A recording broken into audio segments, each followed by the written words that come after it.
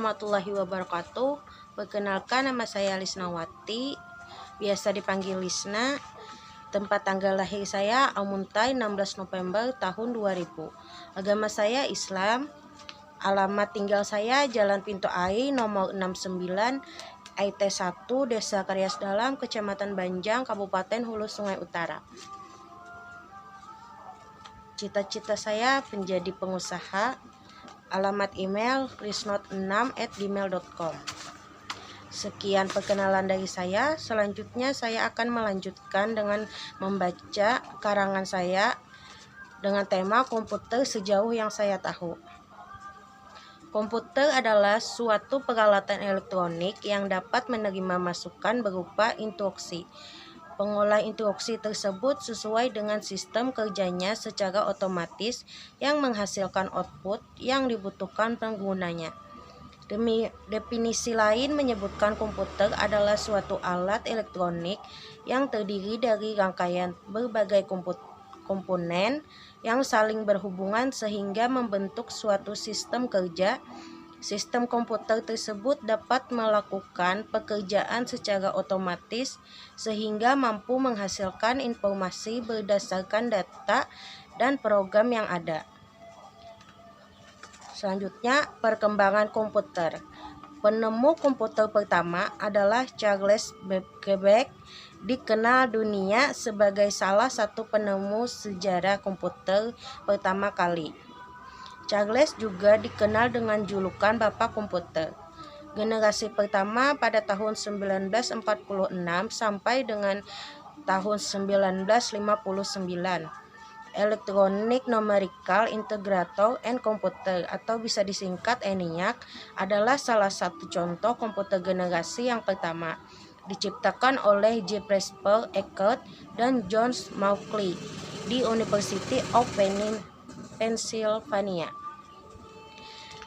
Ciri-ciri komputer generasi pertama yaitu menggunakan tabung hampa udara (vakum). Yang kedua, memerlukan ruang seluas 50 meter persegi. Yang ketiga, membutuhkan daya listrik yang sangat besar. Dan yang keempat, perlu mesin pendingin karena cepat panas. Yang kelima, memiliki kapasitas simpan yang kecil. Yang keenam, kinerjanya lambat. Selanjutnya, generasi kedua di tahun 1959 sampai dengan 1965. Pada generasi kedua ini, fungsi vakum digantikan oleh transistor sehingga biaya pembuatan komputer lebih terjangkau dan ukurannya menjadi jauh lebih kecil.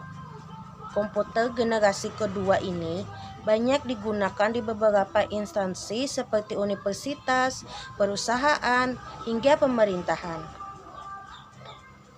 Ciri-ciri komputer generasi kedua yaitu ukuran fisik jauh lebih kecil dibanding komputer di generasi pertama. Yang kedua, kinerjanya lebih cepat. Dan yang ketiga, daya listrik lebih kecil.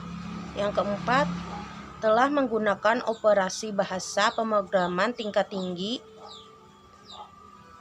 Fortran dan COBOL. Yang kelima, mampu memproses secara real time. Selanjutnya, generasi ketiga pada tahun 1965 sampai dengan 1971. Dibuat menggunakan integrated circuit atau bisa disingkat ICS. Teknologi ini menggeser fungsi transistor sebagai komponen dasar komputer. Komputer generasi ketiga ini menjadi komputer pertama yang dapat membuat operator berinteraksi menggunakan keyboard dan monitor dengan tampilan sistem operasi. Selain itu, komputer ini menghabiskan biaya yang lebih murah sehingga dapat dijangkau masyarakat umum. Ciri-ciri komputer generasi ketiga yaitu yang pertama, listrik yang digunakan lebih hemat. Yang kedua, software akan lebih meningkat. Yang ketiga, harga kian terjangkau.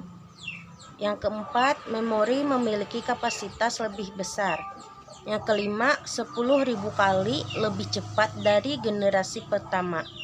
Yang keenam, komputer sudah multiprocessing. Yang ketujuh, komputer dapat mengeluarkan suara. Yang kedelapan, mampu melakukan komunikasi dengan komputer lain. Selanjutnya generasi keempat pada tahun 1971 sampai sekarang. Dibuat dengan menggunakan komponen dasar bernama mikroprosesor. Intel berhasil menciptakan Intel 4004 yang merupakan cikal bakal perkembangan komputer. Kemajuan pesat yang terjadi pada generasi keempat ini seperti diciptakannya MOS, Graphical User Interface atau GUI, hingga komputer jinjing yang disebut sebagai laptop. Selanjutnya yang terakhir generasi kelima. Di tahun sekarang sampai masa depan. Pada generasi kelima ini sebenarnya masih tahap pembangunan, di mana generasi ini akan mempunyai teknologi yang dibuat dengan berdasarkan kecerdasan buatan. Komputer generasi ini diharapkan memiliki kemampuan untuk mendengar, berbicara, melihat, memiliki kemampuan untuk memahami bahasa yang digunakan manusia. Selanjutnya, fungsi dan manfaat komputer. Yang pertama, komputer sebagai sarana yang mempermudah pekerjaan. Yang kedua, komputer bisa menjadi sarana komunikasi. Dan yang ketiga, komputer bisa menjadi alat hiburan. Yang keempat, bisa menjadi sarana pendidikan dan informasi. Selanjutnya, komponen komputer. Komponen komputer terdiri dari hardware, software, dan firmware.